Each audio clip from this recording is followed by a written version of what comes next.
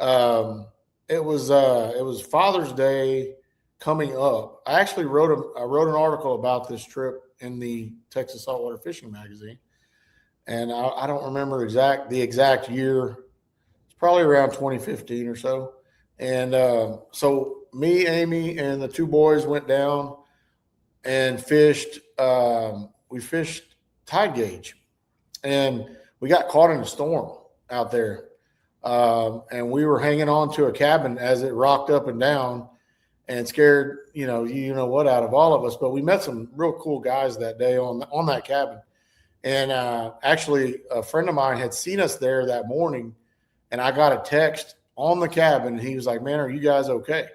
I was like, "Yeah, no, we're fine. We're tied off to this cabin." And anyway, long story short, it was a pretty traumatic experience for those boys because they were young, and my wife didn't like it much either. But anyway, we got back in safely to harbor, and I told Ty, I said, "Hey, man, we were in some pretty good fish there." And Lane was a little younger, and he decided to stay in that next morning because he was scared there was going to be another storm because there was chances of storms. And so it was just me and Ty. Amy and Lane decided to stay back at the house. And I told Ty, I said, "Man, we need to get there right at daybreak because the moon will be setting and the sun will be rising at the same time." And I said, "And magic could happen." And I'll never forget, man, we pulled up and it was right there off Clayburg Point as you head into Starvation down that way. And I looked ahead of us, and guys, there was so much bait coming out of the water. It was unbelievable. And I told Ty, I said, "This is fixing to be pretty good." And we got out of the boat, and we didn't walk 40 yards from the boat.